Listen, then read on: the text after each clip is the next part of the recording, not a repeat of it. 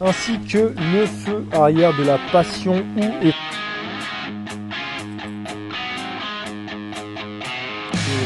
mauvais état. J'ai donc fait le choix de conserver les fausses suspensions à gaz AliExpress. Le travail c'est rouillé, donc on va enlever voilà, un haut moteur liquide. Donc voilà, je vais pas l'ajouter. Donc là on va faire ce qui est suspension et roue. Il y a pas mal de travail parce que tout était en mauvais état. J'ai donc fait le choix de conserver cette fourche qu'il y avait sur la brelle, une des deux brelles que j'avais récupérée, une fourche hydraulique. La marque, il me semble que c'est Floral. Je connais pas, c'est un pote qui m'a dit ah ça doit être Floral. Donc bon, ok, ça doit être une bonne marque. Peu importe, c'est hydraulique, c'est plus large et surtout ça pourra accueillir un disque, un frein à disque. Ce qui risque d'arriver, je pense. Donc voilà, on va la mettre à la poêle. Elle est vraiment en très mauvais état. Enfin voilà, la peinture a commencé à sauter sur la luve. Il va falloir changer les fluides et les joints. On va voir ça juste après. Concernant les suspects, bah voilà, j'ai opté pour la solution facile. Les fausses suspensions à gaz AliExpress. J'avais ça dans mon coffre à pièces. C'était bleu anodisé. Donc hop, un petit coup de peinture, vite fait mal fait, c'est bon, on verra pas l'arnaque. Genre c'est à gaz, mais jamais de la vie. J'avais vu une vidéo, mais j'étais pas du tout étonné, mais un gars qui du coup achète ces suspensions, qui coupe ici pour voir si vraiment il y a un canal de gaz. Il n'y a rien du tout, c'est que du fake, c'est une suspension de merde. Mais ça donne son effet, ça. Bon, après c'est pas plus mal qu'une suspension normale de mobilette. Donc j'ai ça, on va le mettre, espérons que ça passe bien avec la coque, on verra lors du remontage. De toute manière on se débrouillera comme d'habitude. On va également voir les roues. Bon bah écoute, il y a du travail, c'est rouillé, donc on va enlever tout ça. Je crois qu'elle est quand même en bon état, donc je vais la sabler. Et puis voilà, les freins, changer les roulements, ça va falloir le poncer et tout, mettre les pneus. Allez, on commence par ça, puis ensuite, ensuite on verra. On a même du mal à se barrer comme ça, hein. Tellement longtemps que ça devait être dehors, qu'il y a eu début d'oxydation. D'habitude ça s'en va tout seul une fois que tu as tout desserré. Je sens que ça va être la lutte. Putain. Non, c'est bon, ça va. C'est bon. Pour démonter la fourche, je m'attendais, enfin les fourreaux, je m'attendais à en chier mes morts. Et pas du tout, c'est très simple. Il y avait une vis en haut, une vis en bas. Et puis voilà, j'ai juste dévissé ça et tout est parti. Pas besoin de clé à choc, d'outils spéciaux. J'espère que ça va se passer pareil pour le deuxième. Je vais le faire tout de suite. Et voilà, bah, il y avait quasiment, en fait, il y a quasiment plus d'huile dedans. Une fourche hydraulique, c'est toujours assez tricky à retirer en fait. Il faut soit des outils, soit c'est toujours compliqué. Voilà. Donc là, voilà, juste, je mets en pression et j'arrive à retirer la vis du bas. C'est magnifique. Et puis, hop, je vais enlever celle du haut. Normalement, ça va partir comme ça. Je raconte des conneries, même il n'y a pas besoin d'enlever celle du haut, ça s'enlève comme ça. Alors la particularité de ces fourches, c'est comme sur les fourches de... Oh putain, il y a de la merde dedans. Je vais vider ça. Je disais, c'est comme les fourches de Peugeot XP6, il y a un côté, et merde, un côté où il y a un ressort, et l'autre côté où tu as l'hydraulique. Alors dans celle-ci, tu as un petit peu d'huile, mais tu as le ressort, et celle-ci fait l'hydraulique. C'est voilà, c'est tout. J'ai appris ça il n'y a pas très longtemps. Il y a certaines fourches où le ressort est seulement d'un côté. C'est bien dégueulasse. Ouais, bon, écoute, voilà, hein, c'est tout. Du coup, voilà comment c'est branlé. C'est vraiment pas la même chose. Du coup, tu as celle-ci où je pense que c'est uniquement mécanique. Tu n'as qu'un ressort et un fourreau qui est complètement vide. Et voilà, comme une fourche de mobilette, hein, mécanique tout simplement. Le petit liquide qui devait s'échapper, c'était verdâtre.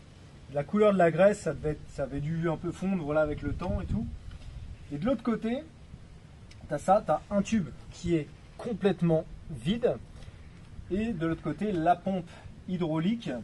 Donc voilà, où là du coup, c'est vraiment, faut vraiment changer le liquide. L'huile, elle est vraiment dégueulasse. La pompe hydraulique avec également un ressort.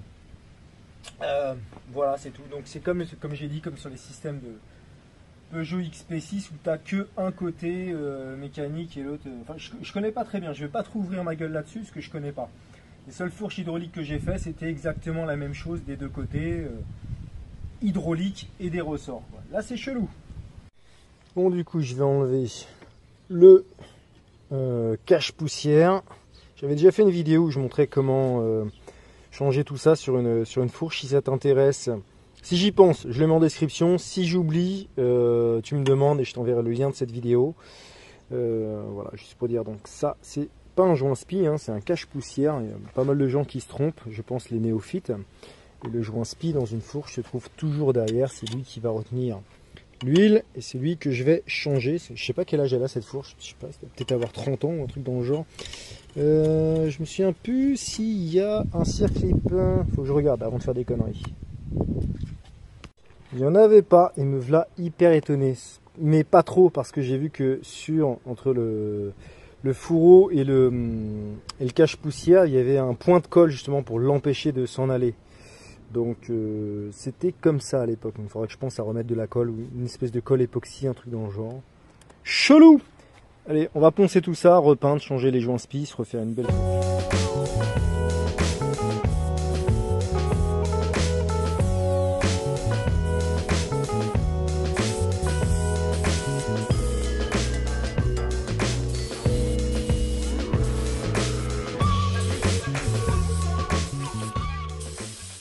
Fourche, suite et fin. Voilà, donc j'étège les anciens ouinges.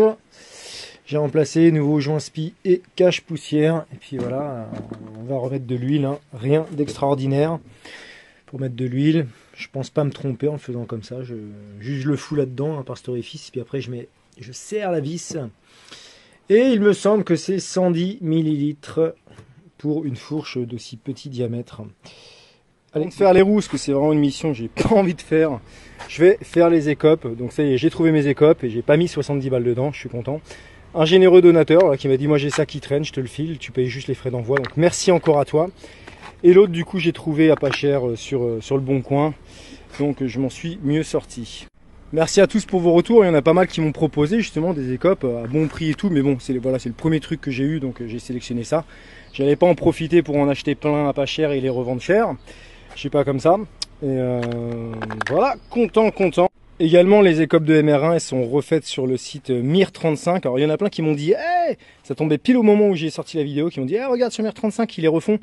Oui, mais ils les refont à 80 balles, plus les frais d'envoi. Donc, ça, je comprends, je comprends le prix qu'ils mettent, parce qu'ils font pas ça en grosse quantité et tout. Mais non, c'est pas possible. Tant que j'y suis, tant que j'y pense, je reviens sur cette histoire de Silent Block. Et il s'avère que j'avais tort. Il y a deux personnes qui m'ont envoyé un lien qui explique où ça a été créé. Donc c'était une marque française, ils avaient créé les Silent Block. Ça a plus tard été racheté par Hutchinson. Alors était-ce à la base un terme anglais ou je sais pas, peu importe. Mais ce que j'en retiens, c'est que si tout le monde le dit et qu'on m'a prouvé que c'était Silent Block, si tout le monde le dit, c'est forcément c'est moi qui ai tort, hein. C'est comme ça. Hop, et je t'ai nettoyé, je te nettoie les écopes et là on découvre que c'était une écope de Mad Max. Donc cette réplique MR1 va vraiment être une bâtarde, hein. Il y aura vraiment eu de tout dessus pour reconstituer une MR1.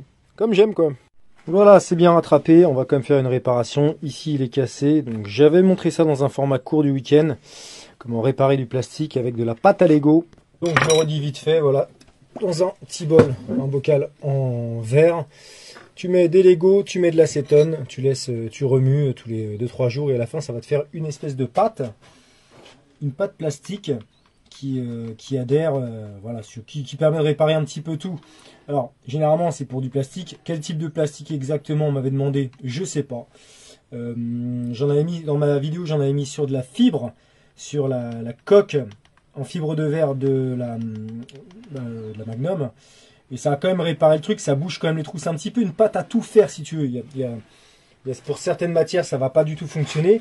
Mais voilà, c'est une pâte qui va sécher, qui va te faire un gros bout de plastique. Et voilà, ça colle bien, ça permet de combler. Je vais te montrer sur la coque après ce que ça m'a permis de faire. Même sur la coque en fibre de verre, j'avais bousé derrière de manière à ce que ça rebouche les trous. Il y avait 3 trous avec un rivet, bref.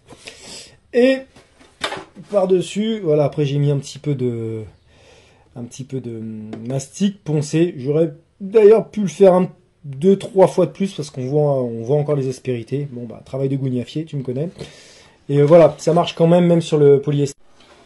J'avoue, ouais, c'est dommage quand même.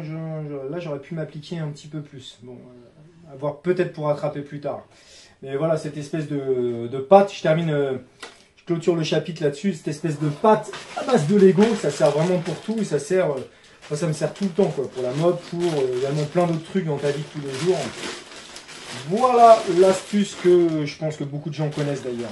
Bon les boys, là, on est le 1er novembre et j'ai pas avancé d'un cul sur les jantes. Et ça va pas, parce que j'étais pris ailleurs. Donc cet après-midi, j'ai envie de me donner un petit peu de satisfaction. Et on va avancer sur la MR1. C'est parti. Son deck, ça va pas, ça fait peut-être un mois qu'il est comme ça devant mon nez à me narguer. Parce qu'en plus, je suis occupé à faire la 103 Land. Donc ce qu'on va faire, la 103 Land, une parenthèse dessus, aujourd'hui. Et on va se remonter au moins la partie cycle de la Magnum. J'ai fait le Braos, il y a quasiment tout. Allez, on se fait plaisir, on monte au moins cette partie-là et après on mettra les jantes. Je suis hyper motivé, mais avant de faire tout ça, je vais te donner une breaking news. Dans le dernier épisode, j'avais dit par rapport à la bulle, donc mon phare est cassé, donc je vais mettre un truc qui s'adapte à peu près. Parce qu'un phare de Magnum Racing, c'est beaucoup trop cher pour ce que c'est. C'est environ, je sais plus, ça se vend à 70 €. Donc vous avez été nombreux à me dire, tiens, il y a ce phare qui devrait s'adapter, celui-ci, celui-là. Donc on m'avait dit un phare de KTM, un phare de DT 125. Plein d'idées de phares, voilà, qui reprenaient à peu près les mêmes tailles. Mais en regardant sur le net, bah, ça coûtait presque aussi cher qu'un phare de MBK Magnum Racing. Donc entre 50 et 70 €. Je trouvais toujours ça un petit peu trop cher. En plus, on n'est pas certain de l'état parce que ça s'achète d'occasion sur eBay. Donc en continuant de chiner, j'ai pris les mesures et j'ai trouvé ceci sur AliExpress. C'est un phare de Vespa, tu sais les Vespa avec les avants carrés. Je mets une petite image sur le côté, comme ça tu auras la référence et tu auras voilà, le modèle. Et donc j'ai payé ça 20 balles et ça s'adapte parfaitement. Voilà, du coup pourquoi payer 70 € un phare de Magnum Racing quand tu as exactement la même chose livré, qui plus est cependant toutefois néanmoins avec une ampoule. Et voilà, je sais pas si tu vois, tout concorde parfaitement. J'ai juste à mettre un écrou ou enfin bref, une bidouille, voilà, pour que la vis aille dedans. Et c'est bon, et ça ira bien. Voilà, un petit conseil. Si tu es puriste, tu achètes le fameux phare qui va avec la MBK 51. Si comme moi, tu n'en as rien à branler, tu achètes le phare AliExpress à 20 balles. Comme j'ai trouvé ce qu'il me faut, écoute, si ça intéresse quelqu'un, ça m'étonnerait, mais je donne le phare qu'il y avait sur la Magnum Racing qui a été complètement... il n'y a pas de mots pour dire. Donc qui a été complètement... Je le donne. Si ça t'intéresse, tu me le dis et je l'envoie. Tu payes juste les frais de port. Et je donne le fameux Luxor 153 ainsi que le feu arrière de la Passion ou Évasion avec sa bavette. Donc c'est une pièce assez spéciale. Cette pièce va en général avec ceci qui se met sur l'arrière de la brelle qui fait tenir tout l'ensemble de la coque. Ces pièces, voilà, je les donne. Je crois pas en général au karma ou au truc comme ça, au truc surnaturel. Mais je pense que quand tu fais des bonnes actions, elles te sont rendues. Et moi, souvent, on me fait des cadeaux dans ma vie, donc j'ai envie de rendre l'appareil. Donc ces pièces-là, je les donne. Vous payez juste les frais d'envoi. Et puis voilà, c'est tout. Vous me dites ça en message. Avant de remonter la Magnum, il va falloir que je fabrique des entretoises. Dans mes amortisseurs AliExpress, les entretoises, enfin les bagues sont beaucoup trop larges par rapport à la douille. Donc j'ai chopé ça au travail. Je vais gratter un petit peu les coins et normalement ça devrait y aller presque pile poil. C'est parti.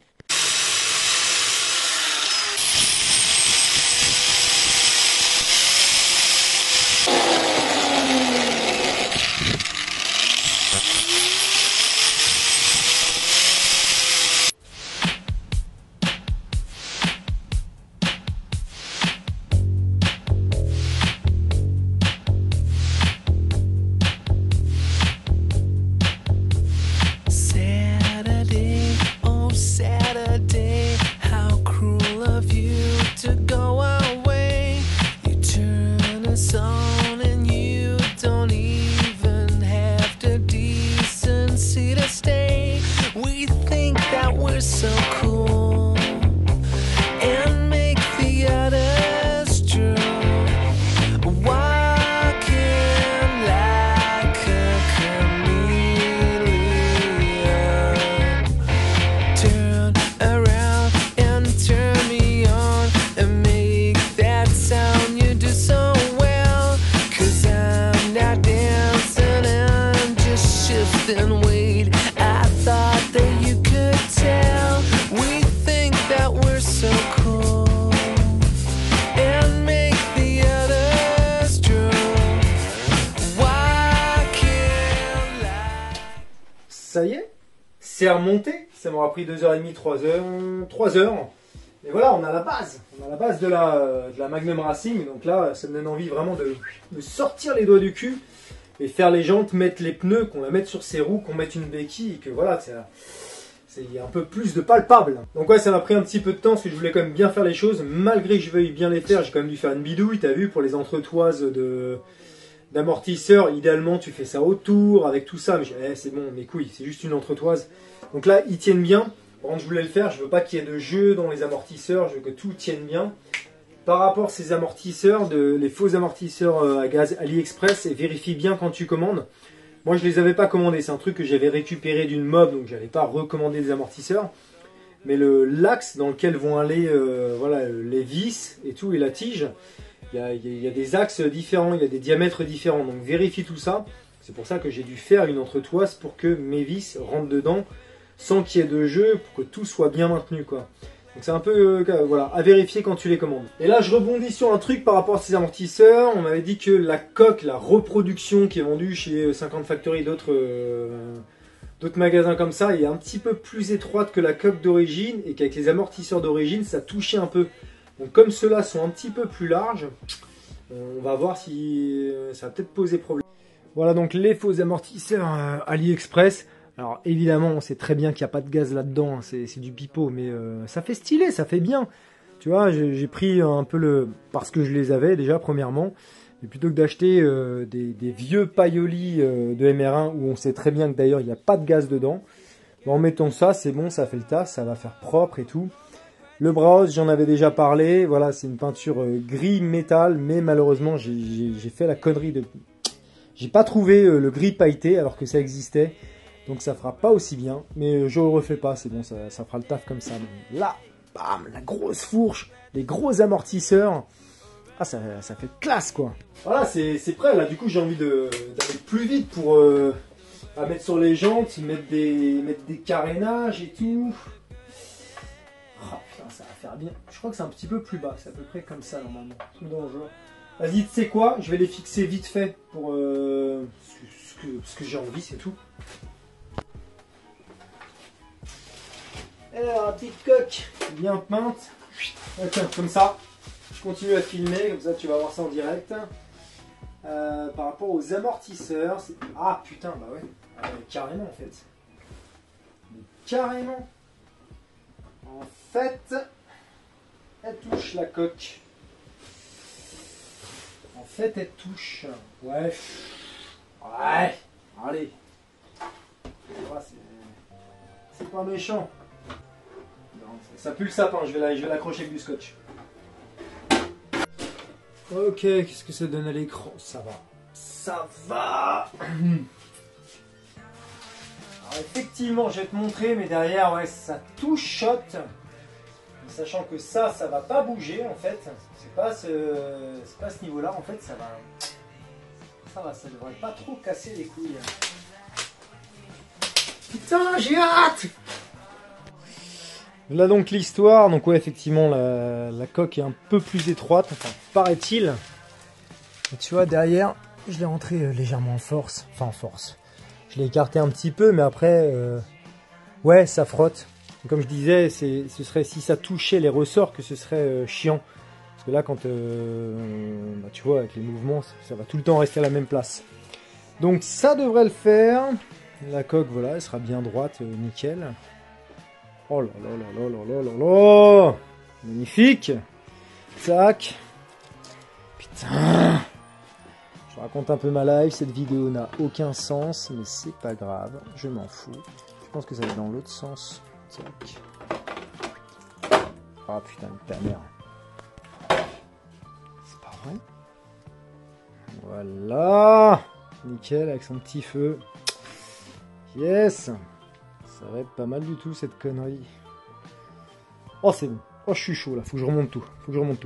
Non, je m'excite beaucoup, malheureusement j'aurai pas le temps de tout montrer dans cette vidéo. Mais, bouge pas, on va aller voir le moteur. J'ai fait quelques petites emplettes. Et comme ça annoncera ce qu'il y aura dans la prochaine vidéo. Il a fait un temps dégueulasse aujourd'hui, c'est pour ça que j'ai pas filmé en extérieur. D'habitude j'aime faire des beaux plans et tout lors du remontage.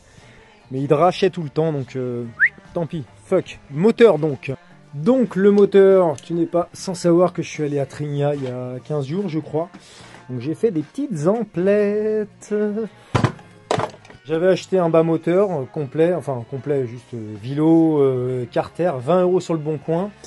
À Trigna, je t'y ai chopé l'allumage, neuf, complet, 50 €, une pipe 5 €. J'ai acheté un variateur 40 €, vous savez que j'ai remonté, et en haut moteur, ah oui j'avais, ce qui est bien c'est qu'il était vendu 50 € l'allumage, avec la bobine, le CDI, etc. Une petite culasse, 20 balles, je vais juste la sabler au-dessus, sinon le dessous c'est convenable. Et enfin un haut moteur neuf. Je te montre, on s'en fout en fait, je sais même pas pourquoi je te montre tout ça. Voilà, un haut moteur liquide. Donc voilà, je vais pas la jouer gros zizi, kit et tout ça, je reste d'origine, c'est très bien, ça fonctionne bien. Voilà, donc reste plus qu'à remonter tout ça. Ah, et des radiateurs également. Et des radiateurs, j'ai chopé ça à Trigna, 10 € pièce. Alors ils sont pas en super état, celui-ci il manque le téton du dessus, donc à bidouiller. L'autre, il manque un téton en dessous, évidemment. Hein. Pareil, 10 balles, donc voilà, j'en ai pris deux à 10 € pièce, donc 20 € les deux. Je me dis normalement, je devrais avoir ce qu'il faut pour au moins en faire un. Enfin, je prends pas trop de risques. Voilà, bientôt partie moteur. Donc voilà les boys, c'était pas une vidéo de ouf. Là, au niveau des effets, de la poésie dans la vidéo, on n'y était pas trop. Du petit remontage, ça n'a pas énormément avancé. En même temps, c'est très long à faire, hein, ces conneries, tu sais très bien.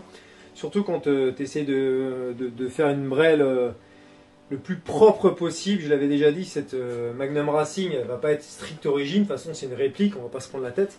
Mais quand même, faut que ce soit bien fait, faut que ce soit nickel, faut que je prenne mon temps à la faire et pas que je me précipite. Donc, voilà, prochain épisode, on monte les roues, les pneus, béquilles, tous les carénages, selles et peut-être même qu'on enquille le moteur, je sais pas encore. On va peut-être juste l'enquiller, après il craquera pas, parce qu'il faut ensuite que je fasse le support radiateur. Ça par contre c'est con, à Trigna il y en avait. Ils vendaient ça 30 € ou 50 € pièce. Enfin, c'est juste des morceaux de fil de fer que tu tords, quoi. Donc je vais devoir me le fabriquer. Encore plein de trucs à faire. À mon avis, sur la Magnum, il y aura encore au moins 2 vidéos. Mais voilà, ça se fait petit à petit. Pareil, il va falloir que je fabrique un tableau de bord. J'ai commandé un compteur GPS. Parce que l'autre, du coup... Ah pareil, si quelqu'un veut le compteur, je vais te faire une photo vite fait, j'en ai pour 2 secondes. Donc un compteur, voilà, je sais pas s'il fonctionne, il y a eu une toile d'araignée dedans, l'écran est fissuré, à ouvrir, à nettoyer. Est-ce qu'il fonctionne? Est-ce qu'il fonctionne pas? Je n'en sais rien, j'ai pas envie de me prendre la tête avec. Je préfère, comme j'ai dit, mettre un compteur GPS et un compte tour AliExpress. Donc je le donne, frais de port à votre charge. Toutes les pièces que j'ai dit que je donne, vous me contactez s'il vous plaît par Messenger ou Insta, parce que faire des allers-retours de messages par les commentaires YouTube, ça va prendre des plombes. Donc voilà. Donc voilà pour les pièces que je donnais. Je sais qu'elles sont en très mauvais état, mais je les donne. Peut-être que quelqu'un a besoin de ci, de ça, d'un machin, d'un morceau de ces pièces pour faire des dons d'organes. Donc on sait jamais, ça peut intéresser.